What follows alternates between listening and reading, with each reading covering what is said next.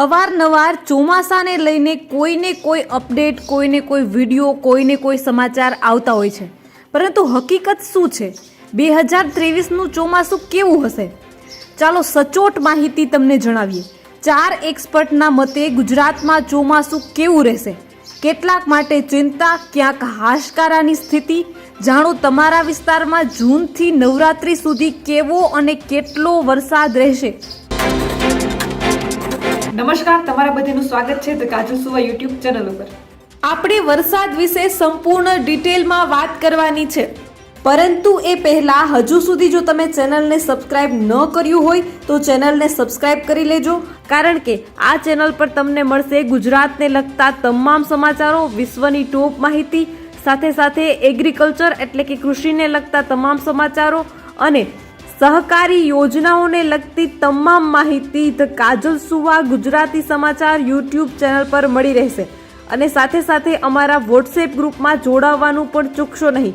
Link જે છે તે કમેન્ટમાં પિન કરેલી છે અને ડિસ્ક્રિપ્શનમાં પણ આપેલી છે. અગત્યના તમામ સમાચારો અને તમામ માહિતી વોટ્સએપ ગ્રુપ ઉપર તમને સૌથી પહેલાં મળશે, એટલે વોટ્સએપ ગ્રુપમાં જોડાવવાનું ચૂકશો નહીં. લિંક જે છે તે કમેન્ટમાં પિન કરેલી છે અને ડિસ્ક્રિપ્શનમાં પણ આપેલી છે, એટલે આપણા વોટ્સએપ ગ્રુપમાં જોડાવવાનું બિલકુલ ચૂકશો નહીં. મહેશ પલાવત ખાનગી હવામાન સંસ્થા સ્કાયમેટ વેધરના મેટ્રોલોજી અને ક્લાઇમેટ ચેલેન્જના વાઇસ પ્રેસિડેન્ટ છે. મનોરમા મોહંતી હવામાન વિભાગના ડાયરેક્ટર, જ્યારે અંબાલાલ પટેલ અને અંકિત પટેલ પોતાના આગવા કૌશલ્યના આધારે વિવિધ બાબતોનું વિશ્લેષણ કરીને હવામાનની આગાહી કરે છે. કહેવાય છે કે ચોમાસાના 4 મહિના સારો વરસાદ પડે તો આખું વર્ષ સુધરી જાય, કારણ કે ચોમાસું માત્ર ખેતી પૂરતું સીમિત નથી. કોઈ પણ વસ્તુનું ઉત્પાદન, વેચાણ, મોંઘવારી વગેરે બાબતો પર વરસાદ કેટલો પડ્યો એની સીધી અસર રહે છે. એટલે જ મે મહિનાના અંતથી જ ચોમાસાના આગમન પહેલા લોકોમાં વરસાદનો ઉત્સાહ હોય છે અને ચોમાસું અપેક્ષા મુજબનું હશે કે નહીં એ અંગે મૂંઝવણ પણ હોય છે. ત્યારે મીડિયા દ્વારા અલગ અલગ 4 એક્સપર્ટનો સંપર્ક કરીને તેમનો મત જાણ્યો હતો અને તમારા સમક્ષ એ મતને અમે રજૂ કરીએ છીએ.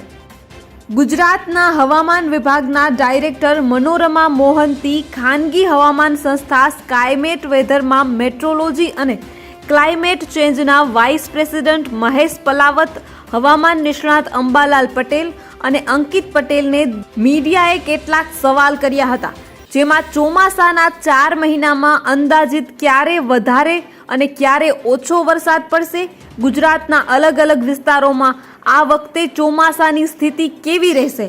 એક ચર્ચા હતી કે બંગાળની ખાડીમાંથી ઉદ્ભવેલું મોકા નામનું વાવાઝોડું ચોમાસાને ભેજ ખેંચીને લઈ જશે. ત્યારે આ બાબતનું કેટલું તથ્ય છે અને કેરળમાં ચોમાસું કેટલાક દિવસ મોડું પડવાની આગાહી છે. ત્યારે ગુજરાતમાં ક્યારથી ચોમાસાનું આગમન થશે? આવા સવાલો પર 4 એક્સપર્ટનું અનુમાન અને વિશ્લેષણ ખૂબ જ મહત્વનું છે. તો ચાલો તમારા આ તમામ સવાલોના જવાબ આ એક જ વિડીયોમાં અમે તમને આપવાના છીએ. સ્કાયમેટ વેધરના vice president Mahesh Palawat media સાથે જણાવ્યું હતું કે દેશમાં 4 વર્ષ સતત ચોમાસું સારું રહ્યું, પરંતુ હવે અલનીનોની અસર જોવા મળી રહી છે. એને કારણે જૂનમાં તો વરસાદ સંતોષકારક પડી શકે છે. આ વખતે ચોમાસાની શરૂઆત થોડી મોડી થશે, પરંતુ ત્યારબાદ વરસાદી સિસ્ટમ સામાન્ય રીતે જ આગળ વધતી જશે એવી સંભાવના છે. પરંતુ જુલાઈ મહિનામાં અલનીનોની વધુ મજબૂત બની શકે છે, એટલે જુલાઈ મહિનાની 15 તારીખ પછી વરસાદનું પ્રમાણ ઘટતું જોવા મળશે. એટલે આ વખતે ચોમાસાના 4 મહિનામાં સામાન્યથી ઓછો વરસાદ થશે એવું અનુમાન લગાવ્યું છે. ઉત્તર ગુજરાત, મધ્ય ગુજરાત અને દક્ષિણ ગુજરાતમાં આ વખતે સામાન્ય અને સામાન્યથી ઓછો વરસાદ પડી શકે છે, જ્યારે સૌરાષ્ટ્ર અને કચ્છમાં ચોમાસું નબળું રહેશે એવી સંભાવનાઓ દેખાઈ રહી છે. મહેશ પલાવતના મતે આ વખતે ગુજરાતમાં ચોમાસું સામાન્ય કરતાં ઓછું રહેશે, એટલે કે છેલ્લા 4 વર્ષની સરખામણીએ ઓછો વરસાદ રહેશે. આ ઉપરાંત તેમણે વિસ્તાર મુજબ પર વરસાદની આગાહી કરી છે. વરસાદની પેટર્નમાં કેવા ફેરફાર આવ્યા છે તે વિશે પણ જણાવ્યું. મહેશ પલાવતે વધુમાં કહ્યું કે છેલ્લા 5 થી 6 વર્ષમાં ચોમાસાની પેટર્નમાં બદલાવ જોવા મળ્યો છે. પહેલાંના સમયમાં જે લો પ્રેશર અને ડિપ્રેશન બંગાળની ખાડીમાં બનતું, એનાથી વાદળો ઉત્તર પશ્ચિમ દિશામાં ઓડિશા, ઝારખંડ, હરિયાણા થઈને દિલ્હી તરફ જતા હતા, પણ હવે એ પશ્ચિમ દિશા તરફ જઈ રહ્યા છે. એને કારણે તેલંગાણા, વિદર્ભ, દક્ષિણ મધ્યપ્રદેશને પાર કરીને ગુજરાત તરફ આવે છે. એને કારણે આ વખતે ચોમાસા દરમિયાન કેટલીક વાર ગુજરાતમાં ભારે વરસાદ પણ થઈ શકે છે. કેરળમાં ચોમાસું 4 દિવસ મોડું, ગુજરાત પરથી સી અસર થશે. ગુજરાત રાજ્ય હવામાન વિભાગના ડાયરેક્ટર ડોક્ટર મનોરમા મોહંતીએ આ વખતના ચોમાસાને લઈને જણાવ્યું હતું કે દર વર્ષે 1 જૂનથી કેરળમાં ચોમાસું બેસી જાય છે, પરંતુ આ વખતે 3 થી 4 દિવસ મોડું એટલે કે 4 જૂનથી ચોમાસું શરૂ થાય એવી સંભાવનાઓ જોવા મળી રહી છે. ગુજરાતમાં ચોમાસાને પહોંચતા 15 દિવસ લાગશે, જેથી 15 થી 20 જૂન વચ્ચે દક્ષિણ ગુજરાતમાં વરસાદ આવી જાય છે, જ્યારે અમદાવાદમાં 26 જૂન સુધીમાં પહોંચી જાય છે. આ વખતે કેરળમાં ભલે ચોમાસું થોડું મોડું આવશે, પણ એવો અંદાજ છે કે ગુજરાતમાં તો ચોમાસું સમયસર આવે એવું લાગી રહ્યું છે. આ વર્ષે ચોમાસાનો સત્તાવાર સમયગાળો કેટલો છે એના વિશે પણ ચર્ચા કરી જ લઈએ. મહેશ પલાવતે જણાવ્યું હતું કે ભારતમાં દર વર્ષે 1 જૂનથી 30 સપ્ટેમ્બર વચ્ચેના સમયગાળામાં વરસાદ આવે છે, તેને ચોમાસાનો વરસાદ માનવામાં આવે છે. આ દરમિયાન ભલે ચોમાસું ગુજરાત સુધી પહોંચ્યું હોય કે ન હોય, પણ સત્તાવાર રીતે ચોમાસું જ ગણવામાં આવે છે. બીજી તરફ જો 30 સપ્ટેમ્બર પછી પણ વરસાદ પડતો રહે તો તેને ચોમાસાનો વરસાદ ગણવામાં આવતો નથી. દક્ષિણ ભારત તરફથી આવતા વરસાદી વાદળો મુંબઈમાં 10 જૂન સુધી પહોંચી જાય છે, જ્યારે ગુજરાતના દક્ષિણ ભાગમાં 15 જૂન સુધીમાં ચોમાસું પહોંચે છે. ત્યારબાદ 20 થી 25 જૂન સુધીમાં તો ચોમાસું સમગ્ર ગુજરાતમાં પહોંચી જાય છે. આ વખતે કેરળમાં ભલે ચોમાસું થોડું મોડું જોવા મળી રહ્યું છે, પરંતુ સમયસર પહોંચી જશે, કારણ કે પશ્ચિમ તટ પર વરસાદી વાદળોની સ્થિતિ ખૂબ સારી જોવા મળી રહી છે. અંબાલાલના મતે ગુજરાતમાં પહેલો વરસાદ અને રોહિણી નક્ષત્રનો યોગ. હવામાન નિષ્ણાત અંબાલાલ પટેલે કહ્યું કે કેરળમાં ચોમાસું જામ્યા પછી 8 અને 9મી જૂનના રોજ દરિયામાં ભારે પવન ફૂંકાશે. એને કારણે ગુજરાતમાં વરસાદ આવવાની સ્થિતિ સાનુકૂળ છે. એ પૂર્વે રોહિણી નક્ષત્ર પ્રમાણે 4 જૂને ગુજરાતમાં વરસાદ પડશે તો દરિયો પણ ભારે તોફાની બનશે. જો રોહિણી નક્ષત્રમાં 1 થી 4 જૂન સુધીમાં વરસાદ થાય તો લગભગ 15 જૂનની આસપાસ દક્ષિણ ગુજરાતમાં ચોમાસું આવવાની સંભાવના રહેશે, જ્યારે 22 થી 24 જૂન સુધીમાં સમગ્ર ગુજરાતમાં વરસાદ જોવા મળશે. આઈટી ક્ષેત્રમાં ભણેલા અંકિત પટેલે પોતે શું અનુમાન લગાવ્યું છે? બીએસસી ઇન મેથેમેટિક્સ અને આઈટીમાં માસ્ટર ઓફ સાયન્સનો અભ્યાસ પૂર્ણ કરીને આઈટી પ્રોફેશન્સના કાર્યરત એવા હવામાન નિષ્ણાત અંકિત પટેલે મીડિયા સાથે વાતચીતમાં જણાવ્યું હતું કે ગુજરાતમાં 20 થી 30 જૂનની વચ્ચે અથવા તો જુલાઈના પહેલા અઠવાડિયામાં ચોમાસું આવી શકે છે, કારણ કે અરબ સાગરમાં કઈ રીતે ચોમાસાની પ્રગતિ થઈ રહી છે એના પર આ વાત આધાર રાખે છે. હાલમાં વિવિધ મોડેલ જે સૂચવી રહ્યા છે અને ચોમાસાને અસર કરતા પરિબળો જોતા એવું લાગે છે કે ચોમાસું થોડું માઠું રહેશે. ખાસ કરીને જૂનથી સપ્ટેમ્બરનો વરસાદ સામાન્ય કરતાં ઓછો રહેશે એમ લાગી રહ્યું છે. અંકિત પટેલ છેલ્લા 10 વર્ષથી વરસાદની આગાહી કરે છે. તેમણે કહ્યું કે મોકા વાવાઝોડાની અસર ગુજરાતના વરસાદ પર થાય એમ લાગતું નથી. ગુજરાતના કયા વિસ્તારમાં ઓછો કે વધારે વરસાદ પડશે? મનોરમા મોહંતીએ જણાવ્યું હતું કે આ વખતે ચોમાસાના 4 મહિનાને લઈને જે આગાહી કરવામાં આવી છે, જેમાં ગુજરાતમાં લગભગ સામાન્યથી ઓછો વરસાદ થવાની સંભાવના છે. સામાન્ય રીતે આપણે ત્યાં સૌથી વધારે વરસાદ દક્ષિણ ગુજરાત તેમજ ઉત્તર ગુજરાતમાં થાય છે, જ્યારે સૌરાષ્ટ્ર અને કચ્છમાં સૌથી ઓછો વરસાદ રહે છે. ચોમાસા દરમિયાન વિસ્તાર મુજબ કેટલો વરસાદ રહેશે એ અંગે પૂછતા મહેશ પલાવતે મીડિયાને ખાસ જણાવ્યું કે જૂન મહિનામાં જે વરસાદ થશે એનો 99% વરસાદ ભારતની ભૂમિને મળશે. એ પછી વરસાદના પ્રમાણમાં ઘટાડો જોવા મળશે. જુલાઈમાં 95% વરસાદ થાય એવું અનુમાન છે. ઓગસ્ટમાં 92% વરસાદ અને સપ્ટેમ્બરમાં 90% વરસાદનું અનુમાન છે. આ અનુમાન આખા દેશને લગતું છે. ગુજરાતમાં જુલાઈ અને ઓગસ્ટમાં સારો વરસાદ થશે તેવી સંભાવનાઓ દેખાઈ રહી છે. જુલાઈના અંતમાં કે ઓગસ્ટની શરૂઆતના સમયગાળામાં 1-2 વરસાદી સિસ્ટમ પણ સક્રિય થશે. આ સિસ્ટમનું કેટલું કદ છે અને કેટલા વિસ્તારમાં વરસાદ થશે એનું અમે 10 દિવસ પહેલા અનુમાન આપી શકીશું. પરંતુ હાલની સ્થિતિને જોતા લાગે છે કે બનાસકાંઠા, સાબરકાંઠા, મહેસાણા, પાટણ, અમદાવાદ, વડોદરા, ગાંધીનગર, પંચમહાલ, ડાંગ, સુરત, વલસાડ, રાજકોટ અને અમરેલીમાં સામાન્ય અથવા તો એના કરતાં ઓછો વરસાદ જોવા મળશે, જે અત્યારે ભુજ, નલિયા, જામનગર, પોરબંદર, મોરબી, ઓખા અને વેરાવળમાં વરસાદનું પ્રમાણ ઓછું જોવા મળી શકે છે. આમ ચોમાસાના 4 મહિનાનું અનુમાન લગાવીએ તો ગુજરાતમાં 15થી 20% વરસાદ ઓછો થવાની સંભાવનાઓ દેખાઈ રહી છે. ગુજરાતના મોટા શહેરોમાં વરસાદ અંગે શું કહે છે હવામાન વિભાગ?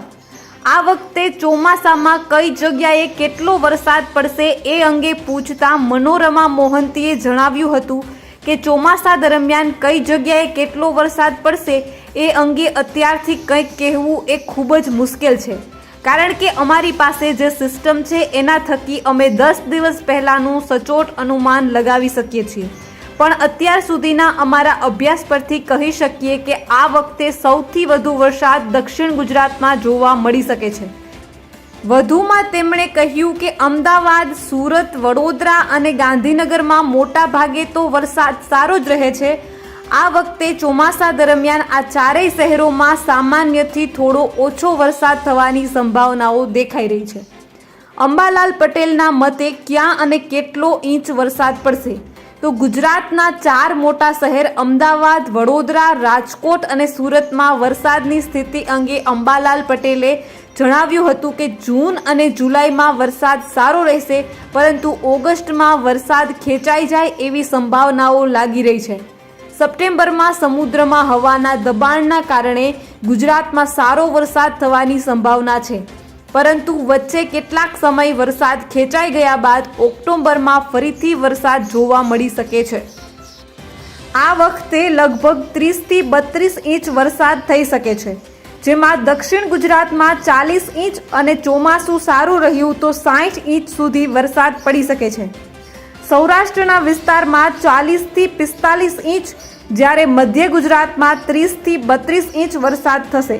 પણ જો અલનીનોની અસર થાય તો વરસાદના પ્રમાણમાં વધઘટ જોવા મળી શકે છે.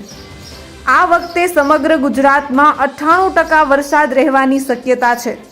અંબાલાલ પટેલે કહ્યું, રોહિણી નક્ષત્રની અસર ગુજરાતના વરસાદ પર રહેશે. મોકા વાવાઝોડાની ગુજરાતના વરસાદ પર કેટલી અસર થશે? મે મહિનાની 11મી તારીખે 130 કિલોમીટરની પ્રતિ કલાકની ઝડપે આવેલા ચક્રવાતે બંગાળ અને તેની આસપાસના વિસ્તારોમાં ભારે નુકસાન મચાવ્યું હતું. એ સમયે ચર્ચા એવી પણ થઈ કે આ વાવાઝોડાએ વરસાદી સિસ્ટમ પર અસર કરી છે. વાવાઝોડાએ વરસાદી સિસ્ટમને વિખેરી નાખી છે. પરંતુ આ અંગે મહેશ પલાવતે જણાવ્યું હતું કે ચોમાસાની સાપેક્ષમાં મોકા વાવાઝોડું ખૂબ જ પહેલાં આવ્યું હતું. એને કારણે વરસાદી સિસ્ટમ પર એની અસર જોવા નથી મળી. પરંતુ જો આ વાવાઝોડું મે મહિનાના અંતમાં આવ્યું હોત તો ચોમાસું પ્રભાવિત થઈ શક્યું હોત. એ સમયગાળામાં ચક્રવાતની આંદામાન નિકોબાર પર અસર થઈ શકે. એનાથી ચોમાસું થોડું વહેલું કે મોડું પડી શકે. પરંતુ હાલ એવું કાંઈ નથી, કારણ કે ચોમાસાની વરસાદી સિસ્ટમ પહેલાં જ આ વાવાઝોડું સમાપ્ત થઈ ગયું. પરંતુ અલનીનો અને પ્રશાંત મહાસાગરમાં મવાર નામનું વાવાઝોડું ઉઠ્યું, એને કારણે આ વખતે કેરળમાં ચોમાસું 4 થી 6 દિવસ મોડું આવી રહ્યું છે. હવે એક નજર કરીએ આ ચાર્ટ ઉપર. ગુજરાતમાં કેટલો વરસાદ પડ્યો અને ખરેખર કેટલો વરસાદ પડવો જોઈએ. જો જૂન મહિનાની વાત કરીએ તો કેટલો વરસાદ પડવો જોઈએ? તો કે 4.5 ઇંચ. પણ કેટલો વરસાદ પડ્યો? તો કે 2 ઇંચ. જુલાઈ મહિનાની વાત કરીએ તો 10.5 ઇંચ જેટલો વરસાદ પડવો જોઈએ. એની જગ્યાએ 19.5 ઇંચ જેટલો વરસાદ પડ્યો હતો. ઓગસ્ટ મહિનાની વાત કરીએ તો 9 ઇંચ જેટલો વરસાદ પડવો જોઈએ, જેની જગ્યાએ 9.5 ઇંચ જેટલો વરસાદ પડ્યો હતો. સપ્ટેમ્બર મહિનાની જો વાત કરીએ તો 4.5 ઇંચ જેટલો વરસાદ પડવો જોઈએ, પરંતુ 5.5 ઇંચ જેટલો વરસાદ પડ્યો. આ ગયા વર્ષના કોષ્ટક દ્વારા તમને સમજાવવાની એક નાનકડી કોશિશ કરી છે. હવે તમારા મનમાં એક સવાલ જરૂર ઉદ્ભવશે કે મોકા વાવાઝોડાના લીધે વરસાદી સિસ્ટમને કોઈ અસર નથી થઈ, તો શા માટે ચોમાસાને વાવાઝોડા પર કેમ અસર નથી કરી શકતા? તો મનોરમા મોહંતીએ કહ્યું હતું કે મોકા વાવાઝોડાના કારણે ગુજરાતની વરસાદી સિસ્ટમમાં કોઈ પણ પ્રકારનો ફરક જોવા મળ્યો નથી. વાવાઝોડાનો ચોમાસા સાથે સીધો કોઈ સંબંધ નથી. આપણે ત્યાં દર વર્ષે ચોમાસા પહેલાં અને ચોમાસા પછી વાવાઝોડા ઉદ્ભવે છે. સામાન્ય રીતે માર્ચ, એપ્રિલ અને મે તો ક્યારેક જૂનમાં પણ વાવાઝોડું આવે છે, પરંતુ તે મહિનામાં આવતા વાવાઝોડા ચોમાસા પર અસર કરતા નથી. સામાન્ય રીતે સાયક્લોન સ્મોલ સ્કેલ સિસ્ટમ છે, જ્યારે મોન્સૂન લાર્જ સ્કેલ સિસ્ટમ છે. અંબાલાલ પટેલ અને અંકિત પટેલે મોકા વાવાઝોડાની અસર અંગે શું કહ્યું? અંબાલાલ પટેલ પણ કહ્યું હતું કે હાલમાં જે મોકા વાવાઝોડું આવ્યું એની કોઈ અસર વરસાદની સિસ્ટમ પર જોવા મળી નથી, પણ અંદમાન નિકોબાર સુધી હજી ચોમાસું આવ્યું નથી, છતાં હવે અરબ સાગરમાં ગતિ વધવાની સંભાવનાઓ દેખાઈ રહી છે. આ જ મુદ્દે અંકિત પટેલે જણાવ્યું હતું કે અરબી સમુદ્ર કે પછી અન્ય કોઈ જગ્યાએ વાવાઝોડાની સિસ્ટમ બને છે એને અને ચોમાસાને ખરેખર કોઈ લેવા દેવા નથી, પરંતુ જો અરબી સમુદ્રમાંથી ઉઠેલું વાવાઝોડું મજબૂત બનીને ખાડીના દેશો તરફ જાય તો ચોક્કસથી ચોમાસું મોડું થઈ શકે છે. આવું મેં ખરેખર પહેલાં પણ જોયું છે. પણ સાયક્લોન બનવાને કારણે ચોમાસાની આખી ઋતુ પર અસર થાય એવું શક્ય નથી. શું મોકા વાવાઝોડાને કારણે ગુજરાતમાં ગરમીમાં અચાનક વધઘટ થઈ? મહેશ પલાવતે કહ્યું કે જ્યારે બંગાળની ખાડીમાં કોઈ મોટી સિસ્ટમ સક્રિય થતી હોય છે ત્યારે એની આજુબાજુ ચારે બાજુ હવા ફર્યા કરે છે. એને કારણે ત્યાં મોટું લો પ્રેશર એરિયા બને છે અને હવાને ખેંચે છે. એને કારણે બલુચિસ્તાન, મધ્ય પાકિસ્તાન અને રણ પ્રદેશમાંથી એટલે કે ઉત્તર પશ્ચિમ દિશાથી સતત હવા બંગાળની દિશા તરફ જાય છે, જેથી સમગ્ર ભારતમાં ગરમી વધી હતી, પરંતુ હવે ગુજરાતના તાપમાનમાં ઘટાડો નોંધાઈ શકે છે. ગુજરાતમાં આવી ગરમી નવી બાબત નથી. હવામાન વિભાગ મનોરમા મોહંતીના મતે જ્યારે વાવાઝોડું ઉઠે છે ત્યારે પવનની દિશા બદલાઈ જાય છે. આ હવા ગુજરાતની પર હોવાને કારણે તાપમાનમાં વધારો થાય છે. આ વખતે મોકા વાવાઝોડા દરમિયાન પણ ગુજરાતમાં તાપમાનનું પ્રમાણ વધ્યું હતું. ગુજરાતમાં 45 ડિગ્રી સુધી તાપમાન પહોંચે એ કોઈ નવી બાબત નથી. પહેલાં ઘણીવાર 47થી 48 ડિગ્રી સુધીનું તાપમાન નોંધાઈ ચૂક્યું છે. ઉત્તર તરફથી આવતા સૂકા પવનોને કારણે ગુજરાતનો રણ પ્રદેશ વધુ ગરમ થઈ જાય છે, જેને કારણે રણથી પસાર થતી હવા ગુજરાતની તમામ હવાઓને ગરમ કરી દે છે. રણથી પસાર થતી આ હવા ગુજરાતની તમામ જગ્યાએ પહોંચે છે અને તાપમાનમાં વધારો થાય છે. અંબાલાલે કેમ કહ્યું કે આ વખતે ચોમાસા માટે જોઈએ એવી ગરમી પડી નથી? અંબાલાલ પટેલે જણાવ્યું હતું કે મોકા વાવાઝોડું આવ્યું એ પહેલાં ગુજરાતમાં ગરમીના પ્રમાણમાં વધારો થયો હતો, જેની સરખામણીએ હાલમાં ગરમીનું તાપમાન ઘટ્યું છે. પણ મે મહિનો ગરમ રહેવો જોઈએ. હાલના સમયે તાપમાન 45 ડિગ્રીની આસપાસ રહેવું જોઈએ, પરંતુ 41 ડિગ્રીની આસપાસ રહે છે, કારણ કે વેસ્ટર્ન ડિસ્ટર્બન્સને કારણે ગરમી ઓછી પડી છે. હાલમાં સૂર્ય કર્ક રેખા પર હોય ત્યારે માથા પર હોય છે. અંબાલાલ પટેલે કહ્યું હતું કે ક્યારેક આફ્રિકાના વંટોળિયા હવામાનને ખોરવી શકે છે, તો ચીન તરફથી પવનો પણ આપણું હવામાન પ્રભાવિત કરી શકે છે. હાલ દક્ષિણ હિન્દ મહાસાગરમાં વરસાદની સ્થિતિ સાનુકૂળ જણાઈ રહી છે. ત્યાં હાઈ પ્રેશર છે, જ્યારે શ્રીલંકા અને ત્યાંથી ઉપરના વિસ્તારમાં લો પ્રેશર છે, જેના કારણે જૂનની શરૂઆતમાં ચોમાસું કેરળમાં પ્રવેશશે. નકશામાં દર્શાવ્યા મુજબ વેસ્ટર્ન ડિસ્ટર્બન્સ આવી રીતે ભારતના વાતાવરણને પ્રભાવિત કરે છે. વેસ્ટર્ન ડિસ્ટર્બન્સ એટલે શું? તેની અસરો કેવી થાય છે? મહેશ પલાવતે આપેલી જાણકારી મુજબ વેસ્ટર્ન ડિસ્ટર્બન્સ એટલે પશ્ચિમથી પૂર્વ તરફની વાતાવરણની ગડબડ. પશ્ચિમથી પૂર્વ તરફ સમગ્ર વર્ષ દરમિયાન પવન ચાલે છે, જેમાં ભૂમધ્ય સાગર એટલે કે મેડિટેરિયન સી વાદળો જેટ સ્ટ્રીમ સાથે પશ્ચિમથી પૂર્વ તરફ આગળ વધે છે. ઈરાન, ઇરાક, અફઘાનિસ્તાન, પાકિસ્તાનનો જે વિસ્તાર છે એમાં ક્યાંય પણ મોટા પર્વત નથી જે એને રોકી શકે. એટલે જ્યારે આ પવનનો પશ્ચિમી હિમાલય સુધી પહોંચે છે તો પહાડી વિસ્તાર એને રોકી લે છે. આ સમયે ત્યાં હિમવર્ષા કે પછી વરસાદ થાય છે. આ પ્રકારનું વાતાવરણ ઓક્ટોબરથી માર્ચ એપ્રિલ સુધી રહે છે. વેસ્ટર્ન ડિસ્ટર્બન્સની અસર માત્ર ને માત્ર પહાડો પર અને ઉત્તર ભારતમાં જોવા મળે છે. પંજાબ, હરિયાણા, દિલ્હી અને કેટલીક વાર રાજસ્થાનમાં એની અસર જોવા મળે છે. ગુજરાત પર સીધી રીતે વેસ્ટર્ન ડિસ્ટર્બન્સની અસર નથી થતી. પશ્ચિમ તરફથી જેટ સ્ટ્રીમ ભારતમાં કેવી રીતે આગળ વધે છે એ આ નકશાની મદદથી સમજી શકાય છે. નિષ્ણાતો દ્વારા ચોમાસાનું અનુમાન કેવી રીતે લગાવવામાં આવે છે. મહેશ પલાવતે કહ્યું કે હાલમાં સેટેલાઇટ અને ટેકનોલોજીમાં વધારો થઈ રહ્યો છે, જેના કારણે અમે લગભગ 10 દિવસ પહેલાંનું અનુમાન જોઈ શકીએ છીએ.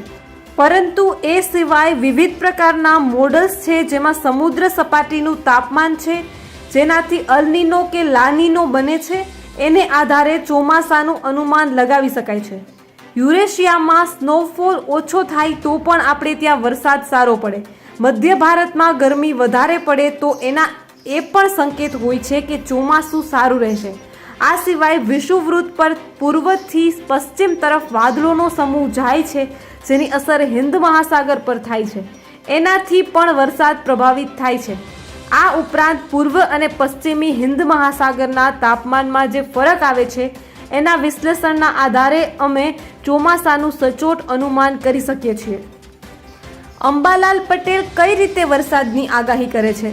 હવામાન વિભાગ અને સ્કાયમેટ વેધર જેવી ખાનગી સંસ્થા તો સેટેલાઇટ અને વિવિધ મોડલના આધારે આગાહી કરે છે, પણ અંબાલાલ પટેલ કયા આધારે આગાહી કરે છે એ અંગે તેમને પૂછતા તેમણે જણાવ્યું હતું કે વિષુવવૃત્ત પર આવેલા ટાપુઓ પર સમયવાહી પ્રવાહનું જોર કેવું છે એ ધીરે ધીરે આપણને ખ્યાલ આવે છે.